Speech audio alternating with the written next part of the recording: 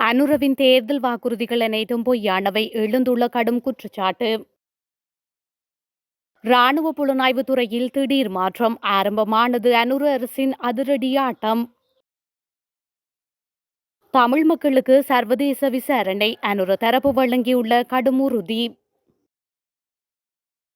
தேசபந்துவின் கைதை தடுக்கும் ஜனாதிபதி அனுரவின் டீல் அம்பலம். அரசியல்வாதியின் வீட்டில் மறைந்திருக்கும் தேசபந்து தென்னகோன். யாழிலிருந்து நாடு கடத்தப்பட்டுள்ள 15 வெளிநாட்டவர்கள். தமிழரசு கட்சி கொழும்பில் போட்டியிடலாம், நண்பர்களை வரவேற்கின்றேன் மனு எம்பி. உள்ளூராட்சி மன்ற தேர்தலில் போட்டியிடவும் நாம் தயார், சமல் ராஜபக்ஷ அறிவிப்பு. புதிய ஜனாதிபதி ஐக்கிய தேசிய கட்சியிலிருந்தே தெரிவு செய்யப்படுவார், வஜிர அபேவர்த்தன உறுதி.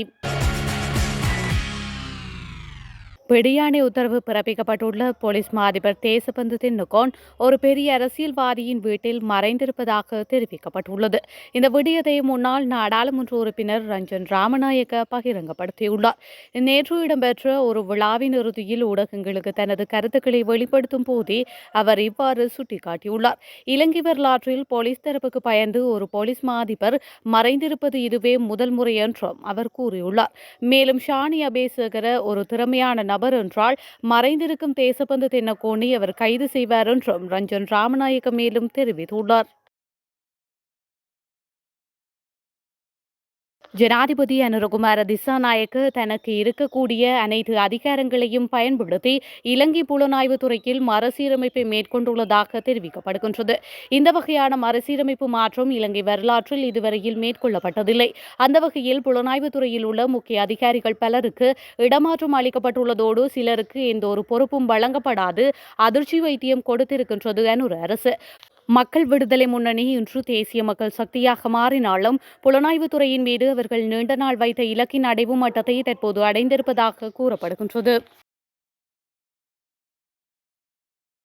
சர்வதேச விசாரணைகளை கோரி நிற்கும் மக்களுக்கு அது தேவையில்லை என்பது எதிர்வரும் காலங்களில் தெரியவரும் என தேசிய மக்கள் சக்தியின் நாடாளுமன்ற உறுப்பினர் கானா இளங்குமரன் தெரிவித்துள்ளார்.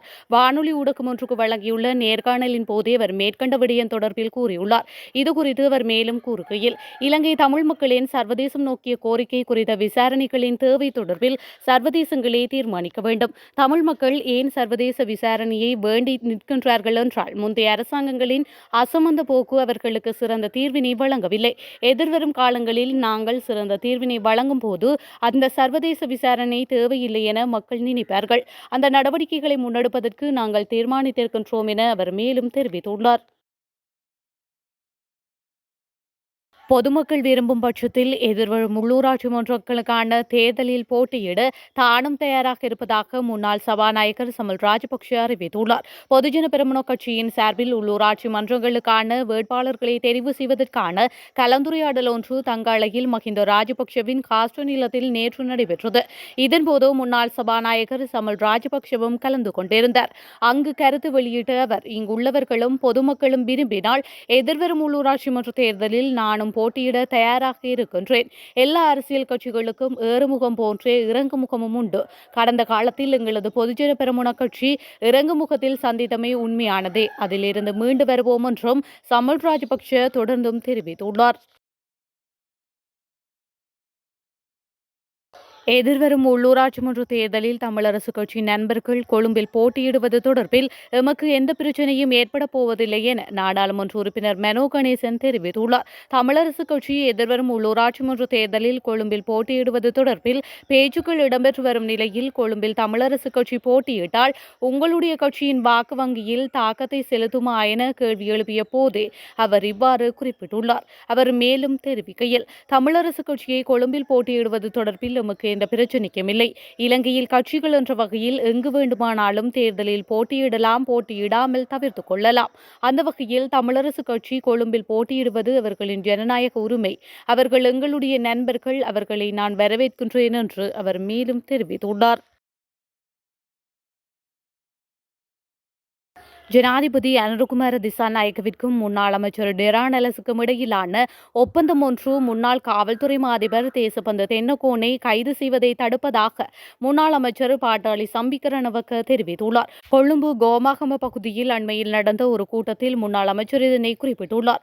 ஜனாதிபதி அனுரகுமார திசாநாயக்க டெரா நெலஸ் என்ன மோசடி செய்தாலும் அல்லது கொலை செய்தாலும் அவருக்கு எதிராக இந்த நடவடிக்கையும் எடுக்க மாட்டார் என அதன்போது அவர் தெரிவித்துள்ளார். தொடர்ந்தும் கருத்து தெரிவித்த ரணவக்க தேசபந்து ஏன் கைது செய்யப்படவில்லை?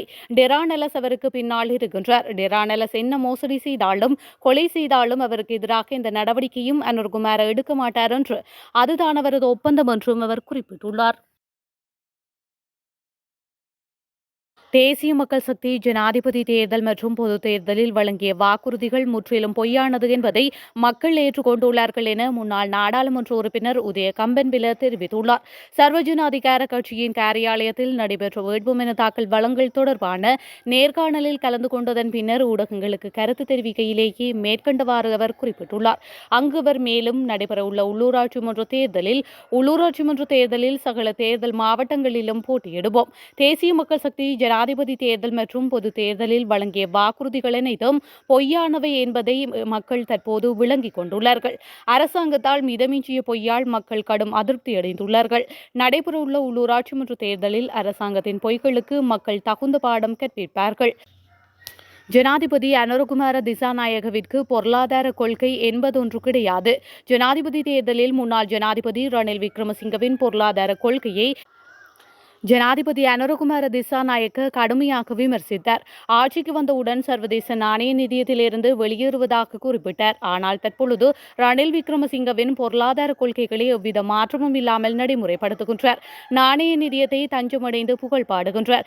தேசிய மக்கள் சக்தியின் பொருளாதார கொள்கை எவ்வாறானது என்பது கேள்விக்குள்ளாக்கப்பட்டுள்ளது. நாட்டை எவ்வாறு நிர்வகிப்பது என்பது தெரியாமல் அரசாங்கம் தற்போது தடுமாற்றமடைந்துள்ளது. உள்ளூராட்சி மன்ற தேர்தல் ஊடாக தற்பொழுது எமது பலத்தை மீண்டும் உறுதிப்படுத்துவோம். அரசாங்கம் மக்களுக்கு பல பொய்யான வாக்குறுதிகளை வழங்கியது. இதுவே எம்மை வெற்றி பெறச் செய்யும் என்று அவர் மேலும் தெரிவித்துள்ளார்.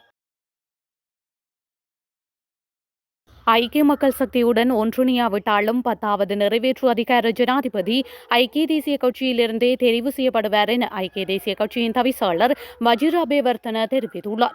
அது ஜனநாயக ரீதியாகவோ அரசமைப்பு ரீதியாகவோ அல்லது பொருளாதார நெருக்கடியின் மூலமாகவோ இடம்பெறலாம்.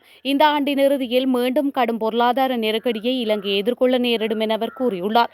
ஐக்கிய தேசிய கட்சியின் மகளிர் தின நிகழ்வில் இடம்பெற்றிருந்த போதே அதில் கலந்து கொண்டு உரையாற்றிய போதே அவர் மேற்கண்டவாறு தெரிவித்துள்ளார். இலங்கையின் குடிவரவு மற்றும் குடியகழ்வு விதிமுறைகளை மீறி சுற்றுலா விசாக்களின் கீழ் நாட்டிற்கு வருகை தந்துள்ள 15 இந்தியர்கள் நாடு கடத்தப்பட்டுள்ளனர். குறித்த அனைவரும் கட்டுநாயக்க விமான நிலையத்தால் இலவசமாக வழங்கப்பட்ட சுற்றுலா விசாக்களின் கீழ் நாட்டிற்கு வருகை தந்துள்ளனர் எனவும் யாழில் மத பிரச்சார பணியிலும் தளபாடங்களில் சிற்ப வேலைப்பாடு செய்யும் பணியிலும் ஈடுபட்டு வந்துள்ளனர் எனவும் தெரிவிக்கப்பட்டுள்ளது. இவர்களில் இருவர் யாழ்ப்பாணம் பிரதேசத்தில் 5 மற்றும் 7ஆம் திகதிகளில் நோய் குணமாக்கும் மத சேவையை நடாத்த தயாராகி வந்திருந்த நிலையில் இதற்கெதிராக இந்து தேசியவாத அமைப்புகளின் போராட்டம் ஒன்றை முன்னெடுக்க தீர்மானித்திருந்தன. இந்த நிலையில் கைது செய்யப்பட்ட 2 மதகுருமார்களையும் நேற்று அதிகாலை இந்தியாவின் சென்னைக்கு நாடு கடத்த நடவடிக்கை எடுக்கப்பட்டது. மேலும் யாழ்ப்பாண பகுதியில் உள்ள ஒரு தளபாடங்கள் செய்யும் இடத்தில் சிற்ப வேலை செய்து கொண்டிருந்த மேலும் 8 இந்திய பிரஜைகளும் உணவகங்களில் பணிபுரிந்த 5 இந்திய பிரஜைகளும் நேற்று கைது செய்யப்பட்டு பலாலி விமான நிலையத்திலிருந்து சென்னைக்கு நாடு கடத்தப்பட்டமையும் குறிப்பிடத்தக்கது.